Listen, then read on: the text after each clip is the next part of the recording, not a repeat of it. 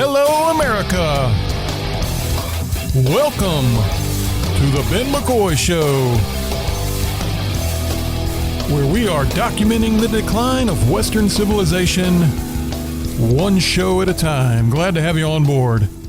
It's been a little while since our last show, and of course there's been a lot going on in the national news, wow, I mean, where to begin?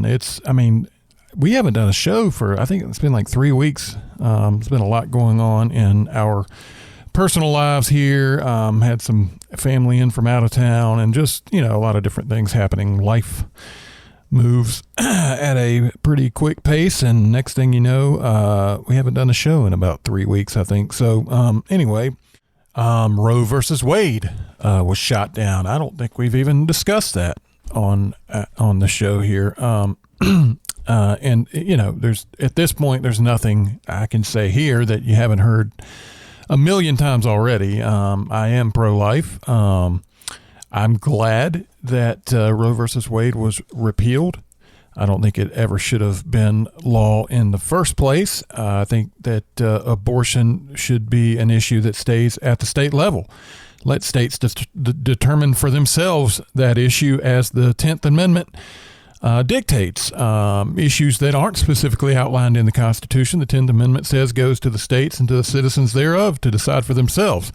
So I think it was an unconstitutional ruling in the first place because the Constitution doesn't say anything about abortion. Therefore, the 10th Amendment would dictate that issue is to be in the hands of the state to begin with. That's how it was before Roe versus Wade in 1973, and that's the way it is now. So we had whatever it was, almost 50 years of an unconstitutional ruling, in my opinion, and in the opinion of a lot of other people. Now, the big issue that still is before us is the pro-abortion crowd. And yes, I use the term pro-abortion because we don't have pro-choice anymore, if you've noticed. The pro-choice mantra used to be make abortion safe, legal, and rare. You don't see that anywhere anymore.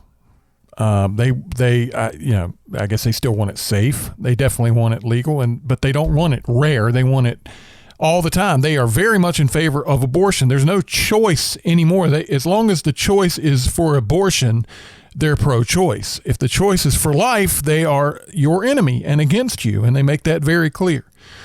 The pro-abortion crowd is very proud of abortion. They do many different exercises to tell us just how proud they are. Shout your abortion and all this kind of just abysmal types of activities to tell everybody how much they just love the killing of preborn children. And it's sickening.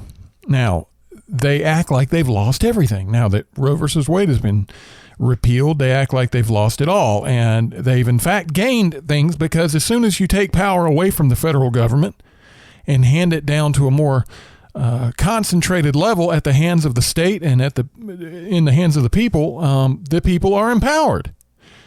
Why can't a state decide what's right for that state and the people thereof? That's the way it should be. And so people are empowered now with this issue, and that's exactly how it should be. States should have the right to say we don't want abortion in our state, and a state can also have the right to say we do want abortion in our state. And so, nobody has lost anything. They act like I've heard it so many times. Abortion, oh my gosh, abortion's going away in America. It's no longer. Nothing like that even happened. It's just as if the Roe versus Wade 73 ruling never happened, and it was always in the hands of the state. That's all. So it's an ongoing fight. What they want, Democrats control the White House and Congress right now. If they love abortion so much, make a law. Make a law that says that, make a constitutional amendment if you want to codify abortion that bad. No, they don't. They want to leave it in the hands of the judicial branch. They want it to be a Supreme Court ruling where it's just by fiat. It's declared the law of the land. And they don't believe in states' rights. They don't believe in the 10th Amendment. They don't believe in the Constitution. They just want their issues empowered and legislated and ruled upon, and the rest of us have to live under their guidelines. And that's just not the way it is. But abortion has not gone away. Abortion's very much in effect, and now it will be at the hands of the states to decide, which is exactly how it should be. And so that's a cause for celebration, according to our Constitution. That's how issues like that aren't expressly delineated in the Constitution are to be handled. And that's all. That's really all I want to say about that. I'm not going to get into the ins and outs of abortion. I'm pro-life. That's all that needs to be said. Just don't want to get into it. We've got plenty more to talk about. So we're going to move on and talk about some other things now. Something I think that we all may have missed was an executive order signed by our illustrious President Joseph Biden.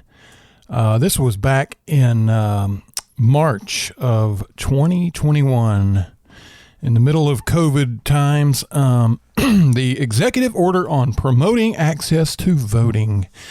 As we know, the left has been trying for quite some time now to codify their ridiculous Voting Rights Act, which sounds good. Voting rights, hey, everybody loves voting rights. It's basically it's an act that's been floating around Congress that would just make it almost impossible to vote Republican on any ticket at all. I mean, it's absurd, the types of things that they want to pass, and so they can't get that rammed through. So they are chipping away where they can, and one of these things was an executive order that Biden signed. And I just stumbled across this thing. I don't remember anyone really talking about it at the time, but it's over a year old.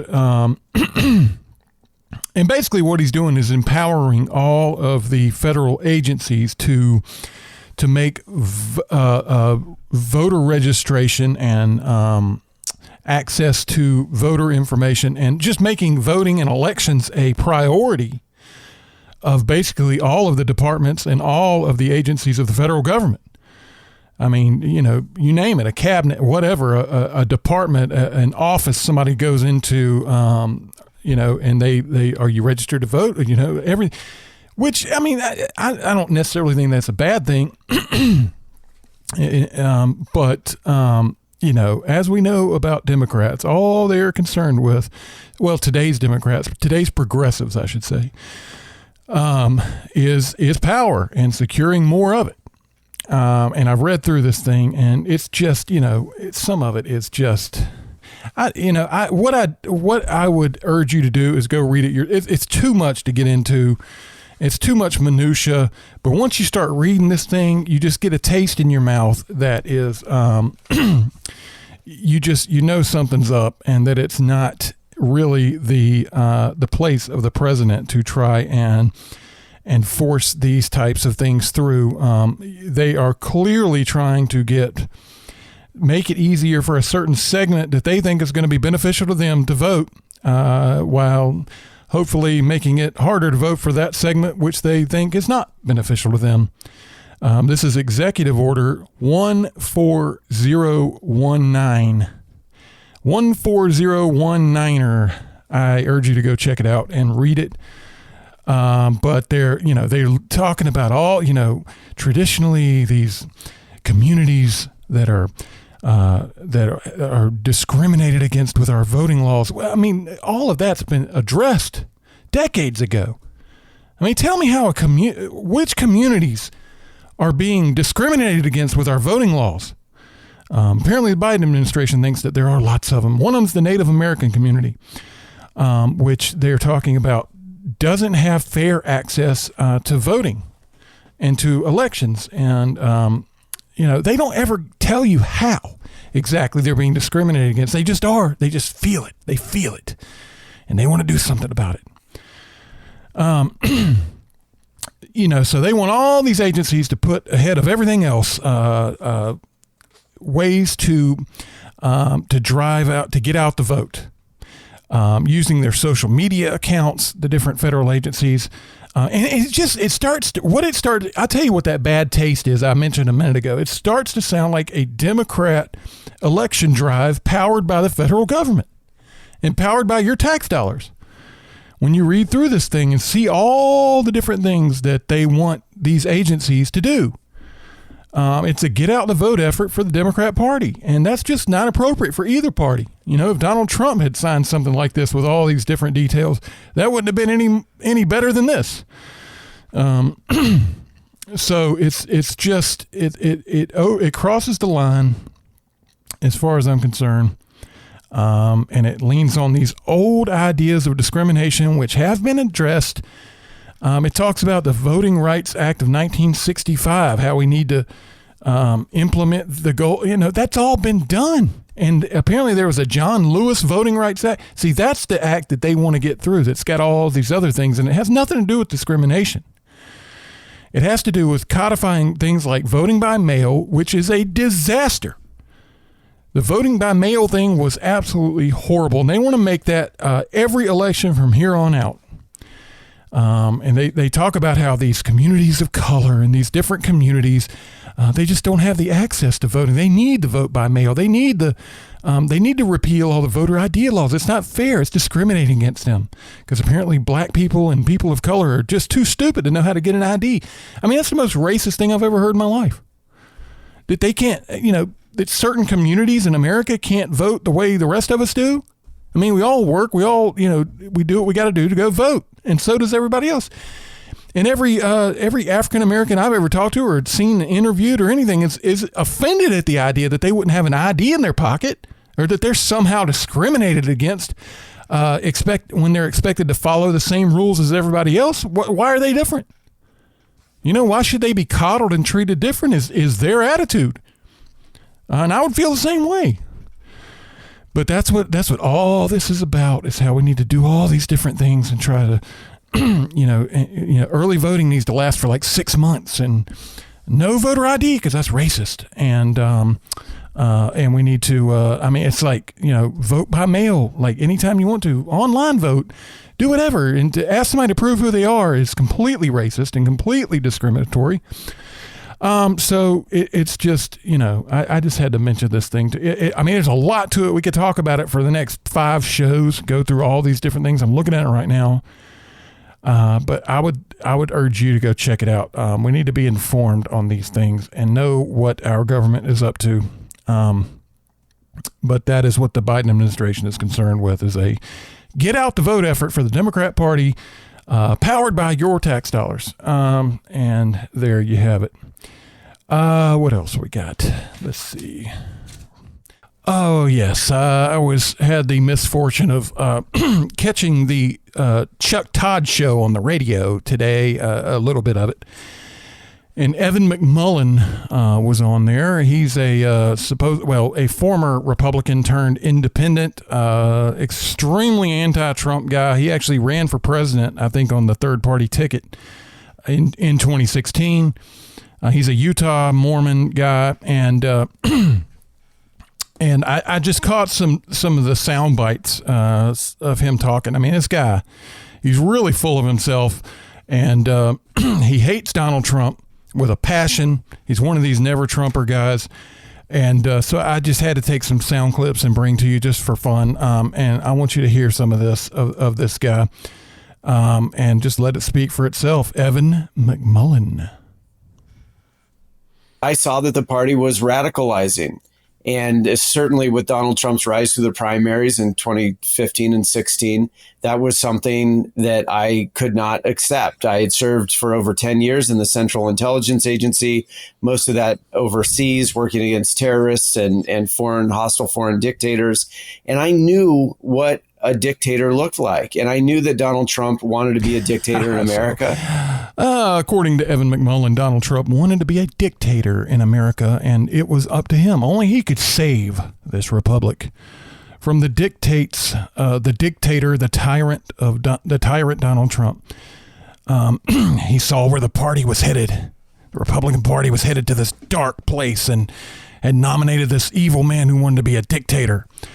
And apparently the Democrat Party escapes all scrutiny from Evan McMullin. I mean, this is the party that has slidden into a dark place. I mean, like I've said many times before, liberals are gone. The progressives have completely killed out all of the liberals. There are no liberals anymore. It's all progressives. It's the Democrat Party that has gone to this dark, dark place.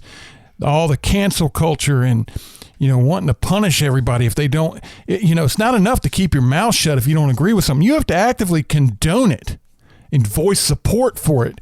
We just had Pride Month last month or whenever it was, and in the way that everybody was expected to condone it and be happy about Pride Month, and that's a minor example. I mean, it's all with the transgender things, with the transgender swimmers and the different athletes and stuff. The left expects you to, I mean, if you're like, Neanderthal, if you're not with the times, man, if you're not totally cool with it. And, I mean, this is the party that is sliding towards, they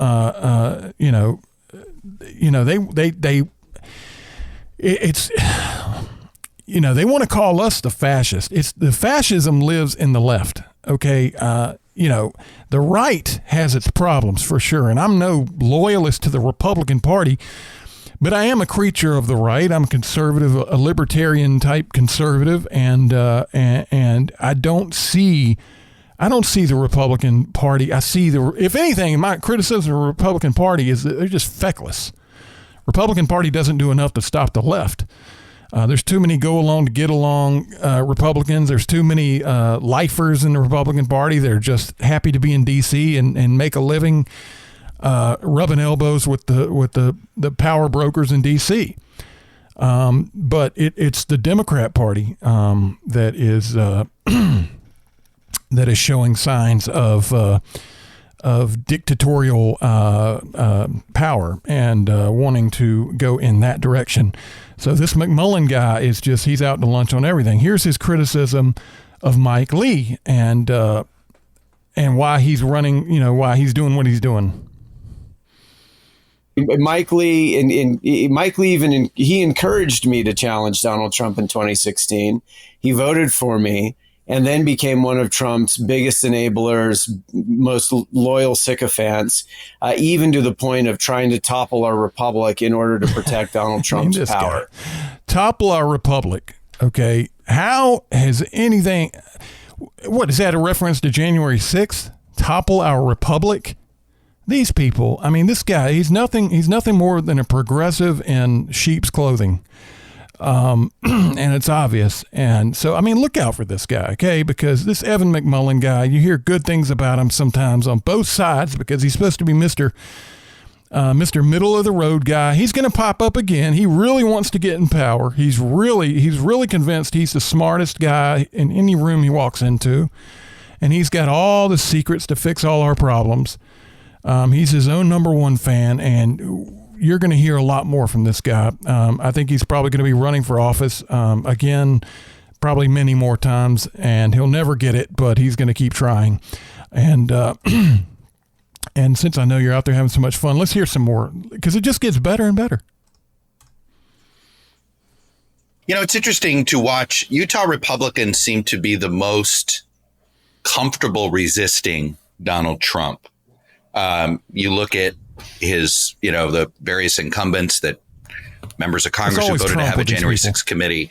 Just in general, what's your thesis? What's your theory as to why that is? Just in general, look, where Mike Lee's, I think in some ways looks like an outlier compared to the rest of the Utah delegation. Yeah, two things I would say, maybe three things. I think in Utah, we have a culture in which people are taught to treat each other decently. And so when that doesn't happen, it bothers us. So that's one thing. I mean, we saw with Trumpism that, he had another approach to dealing with people, and it was certainly not consistent with our culture. So we're just better than everybody. That's why, Chuck. That's why I'm doing what I'm doing, because we're better than everybody else out here in Utah. We get bothered when people are mean, and that's why we don't like Trump. It just bothers us because we're better than everybody else out here. This guy, he's a piece of work, and he gets into talking about the Mormons out there. And I've got nothing wrong with the Mormon. There might be some Mormon listeners to the show, and I appreciate you. And this isn't an indictment of the Mormons, but an indictment. Let's just listen to what he has to say. Another thing is that I would say that a lot of Utahns are members of the Church of Jesus Christ of Latter-day Saints, the Mormons, or they were raised inside the church, whether they still are active or not. And we're familiar with a history. You know, our ancestors, our state ancestors, our religious ancestors were persecuted for joining the church on the East Coast of America or in Europe, and fled violent persecution across the Atlantic Ocean, in some cases across the plains, across the Rockies to Utah. So, you know, we're sensitive to the persecution of minorities. Oh my gosh, that is hilarious. Now, it is true that the Mormons, the original Mormons, were persecuted and treated rather horribly. I believe the Mormon church started in New York state, and they kind of bounced around to Ohio, Missouri. The state of Missouri even passed an act called the Execution Act or something crazy. That was like the governor of Missouri declared the Mormons to be the enemy of the people. And there was a massacre where a bunch of Mormons were slaughtered. I mean, even women and children. It was horrible, absolutely horrible. So, I mean, there were cases in history where the Mormons were absolutely just persecuted and massacred and slaughtered and treated horribly. But that doesn't excuse the Mormons' own sins, because the Mormon Church has a long history of discrimination of its own against people that it did not like. So it's kind of a mixed bag of being persecuted and being the persecutors. The Mormon Church. And again, I'm not, this is not an indictment of any Mormon that might be out there listening to the show at all. But there's some historical problems with the church itself. I was reading an article, and they're talking about some of these things. Of course, the Mormons, they've always kind of had a problem with the LGBT people, which, a lot of different religious sects do. So that's neither here nor there. Now, when you get into the Mormon leadership, it's always all male. They don't like women in positions of any kind of power in the Mormon church. And that's gone on since the beginning. But that's not even, that odd when you look at other religions as well. Let's see. Now, when you get to people of color, it gets a little bit dicier for the Mormon church. The church had, now they have since rescinded this, but it's pretty recent history that they've rescinded it. This went on for a long time, this belief in the Church of Latter-day Saints, the Mormon church, the mythology on the origin of black people.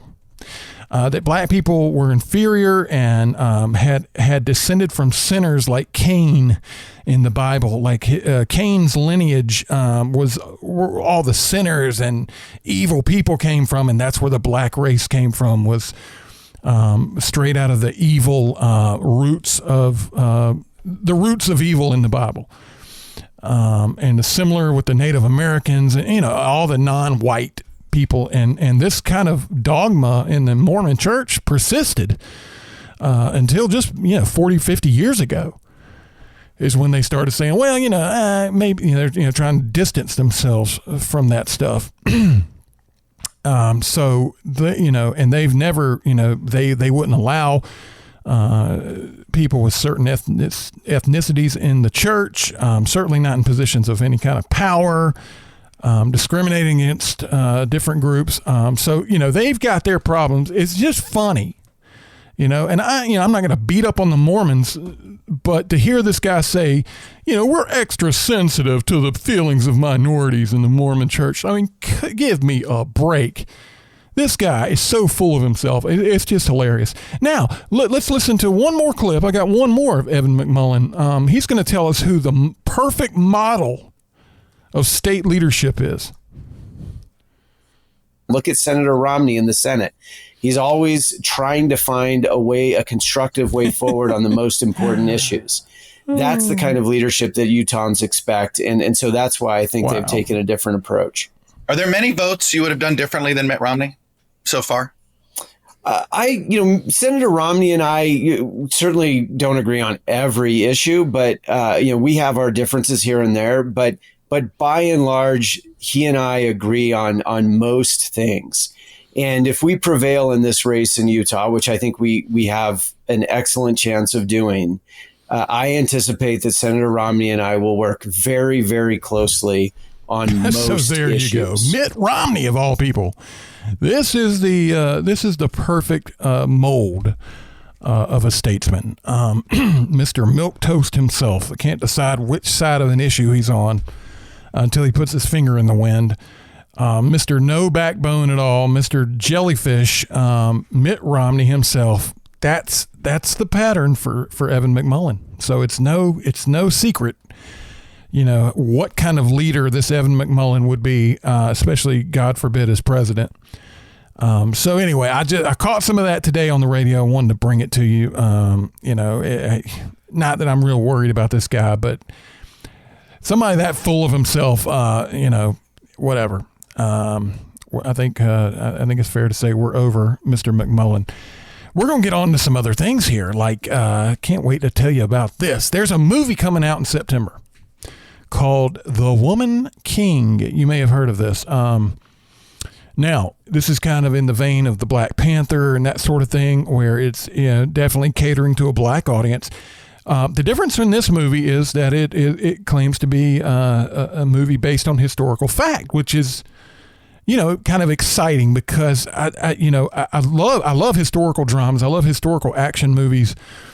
And to have one centered around black culture, African culture, I think is cool. I think it's something different, than what we typically see with the Braveheart type of stuff, and that's exciting. I mean, hey, what if any culture out there that's got an interesting history and a good story to tell, let's hear it, right? So The Woman King, it's a story of an African culture, the Dahomey people in Africa in I think this is taking place, well, it is taking place primarily in the late 19th century. And this is a culture that where the women kind of rise up and become the army, and they do the fighting, and it's not because of some sort of power dynamic reversal between men and women. It's because the men have been, in large part wiped out or lost to slavery and different types of things.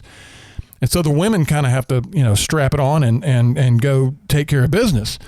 And so they learn how to fight, and so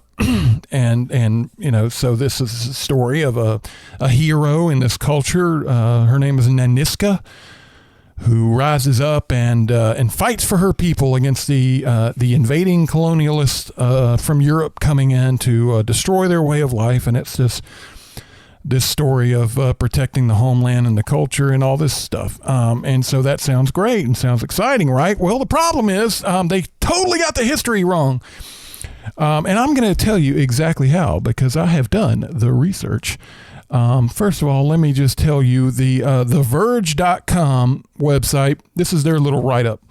The Woman King tells the story of Naniska, played by Viola Davis, General of King Gezos, who's played by John Boyega, Amazons, and Nawi, a young girl newly recruited into the kingdom's famed army of warrior women. Much like Black Panther's Dora Milaje, the Dahomey Amazons are skilled and deadly agents of the state, and the Woman King's trailer highlights how Naniska and her fellow soldiers first became aware of white foreigners with intentions of enslaving the whole of Africa. Through the foreigners' guns pose a significant enough threat to give Gezo pause, fears a foreign concept to Naniska, a woman ready to die for her king and country. Rolling Stone magazine has a quote from the producer of the film, and this is Kathy Schulman, who's the producer of The Woman King. She says, "The Woman King will tell one of history's greatest forgotten stories from the real world in which we live, where an army of African warrior women staved off slavery, colonialism, and intertribal warfare to unify a nation." Sounds exciting, huh? There's one little problem with this whole premise here. Okay, Naniska was a historical woman. She was a warrior. They got that part right. This culture did exist. There was an army of women warriors. That's true. So that part, they can still say based on true story if they want, because they got that part right. What they got wrong is the bread and butter of this Dahomey people was enslaving their fellow Africans and selling the slaves to the Europeans. The reason why these women warriors are trained killers and soldiers and warriors are to go maraud and invade surrounding African settlements and tribes and kill everybody and take prisoners as slaves and sell them to white Europeans. The Dahomey people were known as if not the chief trader of slaves to the Europeans in all of Africa. In the west coast, the west coast of Africa, in the Atlantic slave trade, they were the liaisons. These are the people who were the liaisons for the European slave traders. They're the ones that provided the slaves to the Europeans. And they got rich. This was a rich kingdom. They were doing really well because they could, kick butt, take a bunch of slaves and sell them for a lot of gold to the Europeans. And they made a lot of money doing it. And that was the culture of this Dahomey people. Well, the movie tells a whole different story. The movie tells this story of the Europeans showing up, wanting to enslave them, and they're fighting against all odds to prevent slavery when they were the dealers of the slaves. And I mean, it's unbelievable how they reversed the entire story. And in fact, the reason why they went to a war was because Great Britain had completely outlawed slavery by 1807. This story is taking place in the late 1800s. So Great Britain was already over it. They were way past it. I mean, by then, America was past it and done with it. There was no slavery anymore. And in fact, the Dahomey people were upset about it because now their bread and butter had gone away. They had nothing else. That was their entire economy, was slaves. And now that everybody had outlawed slavery, they had nothing, there was no more economy for them. And so France was moving in to surrounding areas. France was never big in the slave business, even during the heyday of slavery in the 1700s and stuff. France was never big slave traders. I'm sure they took part in it here and there, but it was the Dutch, the British, Portuguese. These are the big slave traders in the 17th and 18th centuries. France was more concerned with the natural resources of the land. All of the beautiful, wonderful natural resources of Africa. That's what France was mainly concerned with and what they were focused on.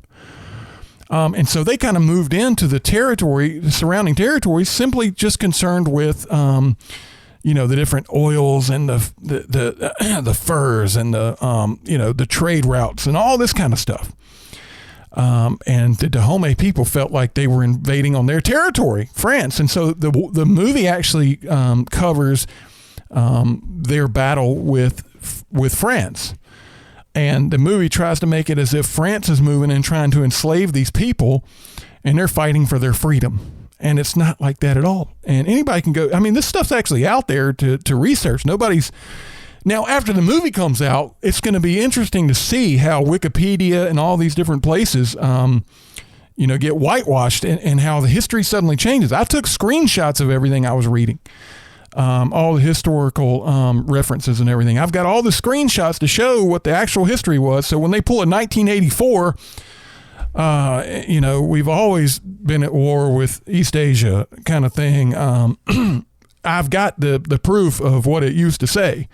And I guarantee you there's going to be some changes because this is going to be a big hit. I'm telling you, this movie, The Black Panther, was a huge hit.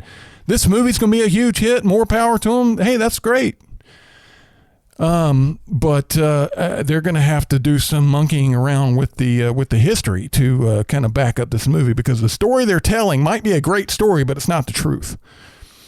Not at all. And so it's going to be interesting just to see how this plays out. The movie's coming out September 16th, The Woman King. I'm actually going to read to you. So I'm going to read it into the record right now on the show. I'm going to read in to the record what Wikipedia says about the Dahomey people. The growth of Dahomey coincided with the growth of the Atlantic slave trade. Right there in the first line. Their growth of these people coincided with the growth of the Atlantic slave trade, and it became known to Europeans as a major supplier of slaves. The Dahomey people became known to Europeans as a major supplier of slaves. Now, I guarantee you that's all going to change after this movie comes out, after it's a big hit. Wikipedia is going to suddenly change. I guarantee it. I would bet money on it. So you heard it right here first, folks. That line is on Wikipedia right now. Go to Wikipedia, search Dahomey, Dahomey, and read it for yourself, and then watch. After September 16th, sometime after that, when the movie's a big hit, watch it all change. I guarantee you it will. As a highly militaristic kingdom constantly organized for warfare, it captured children, women, and men during wars and raids against neighboring societies, and sold them into the Atlantic slave trade in exchange for European goods, such as rifles, gunpowder, fabrics, cowrie shells, tobacco, pipes, and alcohol. Other remaining captives became slaves in Dahomey, where they worked on royal plantations and were routinely mass executed in large-scale human sacrifices during the festival celebrations known as the annual customs of Dahomey. Now, call me crazy, but that's probably not going to be depicted in the film. Continuing on here, in the 1840s, Dahomey began to face decline with British pressure. Listen to this now. With British pressure to abolish the slave trade.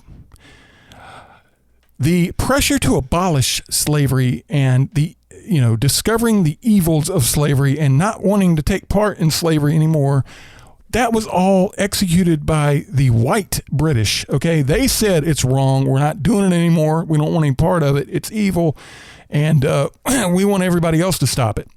That was initiated by Great Britain. They actually passed the Slavery Abolition Act in 1807. It was signed by King George III, I believe. And that was the end of it for Great Britain. That was the end of slavery. Go watch the movie Amazing Grace if you want to learn more about that. It's a great movie. But anyway, so slavery was done with the British Empire in 1807. And so this is saying in the 1840s, Dahomey began to face decline with British pressure to abolish the slave trade, which included the British Royal Navy imposing a naval blockade against the kingdom and enforcing anti-slavery patrols near its coast. During this time period, Dahomey was also weakened by military defeat from Abeokuta, a Yoruba city-state which was founded as a safe haven for refugees escaping slave raids from Dahomey. Dahomey later began experiencing territorial tensions with France, which led to the First Franco-Dahomey War in 1890, resulting in French victory. The kingdom finally fell in 1894 when the last king, Ben Hazzin, was defeated by France in the Second Franco-Dahomey War, leading to the country being annexed into French West Africa as the colony of French Dahomey. I guarantee you all that's going to go away and change and be completely whitewashed away after the movie. And here's a little bit about foreign relations with other countries. The relations between Dahomey and other countries were complex and heavily impacted by the transatlantic slave trade. With Brazil in 1750, the Kingdom of Dahomey sent a diplomatic mission to Brazil while the country was still under Portuguese rule in order to strengthen diplomatic relations after an incident which led to the expulsion of Portuguese Brazilian diplomatic authorities in 1743. The interest of maintaining these relations was economic, with the aim of building closer ties with Portuguese colonial authorities and slave buyers residing in Brazil. Okay, so they wanted to rub elbows with some slave buyers in Brazil, and so they developed a diplomatic mission to Brazil in 1750. With France, it was, like I said before, France wasn't interested in the slave thing. They were more interested in the natural resources. And so they were an enemy of Dahomey because they couldn't do them any good with, wasn't any slavery going on. Portugal, again, Dahomey had good relations with Portugal. They were a big supplier of slaves to Portugal. Same with the United Kingdom. I'm not going to read all this. I urge you to go check it out and read it. It's all on Wikipedia for now. But it's just interesting how these things, how they try to change history. And it's going to happen. Now, you want to talk about a true story and an interesting story.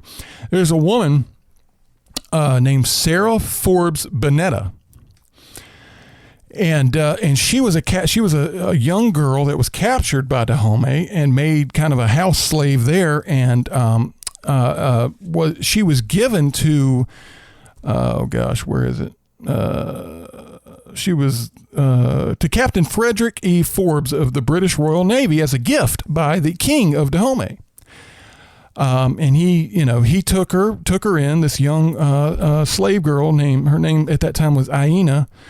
And this girl became a goddaughter of Queen Victoria. Queen Victoria kind of took a liking to this girl. Anyway, they named her Sarah Forbes Bonetta, and she grew up in England as the goddaughter of Queen Victoria, and just had this amazing life.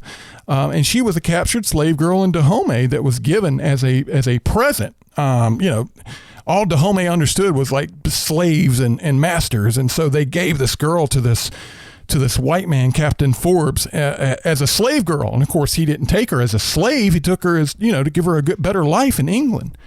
And like I said, Queen Victoria took a liking to her and adopted her. And so it just, the story goes on, this really interesting, cool story about this girl. And they said she was really bright, really smart. Had a lot of different talents and skills, and had just an amazing life as Queen Victoria's goddaughter. And she actually went back to Africa and got married and had children, and actually she was it was her and one other person that had the only standing orders that the British Navy had to evacuate people in Africa in case of a war, was her and one other person. If we ever go to war, if there's something that happens in Africa, make sure you evacuate this woman and somebody else that was a close friend of the Queen. So it's a really interesting. Now, I wish they would tell stories like that. Why not? My guess is that, it doesn't have the political impact of the story that they want to tell, which isn't historical fact, but it does have a lot of political capital at play. And it's just a shame, because that sounds like a story I would love to see about Sarah Forbes Bonetta and her life. And I urge you to go check that out and read about her. But, maybe somebody one day will make a story about her. But I definitely wanted to share that with you about the Woman King. Look for it in a theater near you, September 16th. And then watch how everything changes and how history changes. But you heard it here first, folks. Well, you know what? I'm looking at my list here, and that's really all I got this week for you. Please check us out on Twitter. Send me an email, benmccoyshow@gmail.com. Let me know what you think. I'd love to hear from you. I love all the good feedback I've been getting about the show. Tell your friends. Please share, like, whatever. Bring people on board. I'd love to have more of you out there. Thanks for listening, and we'll see you next time on the Ben McCoy Show. God bless.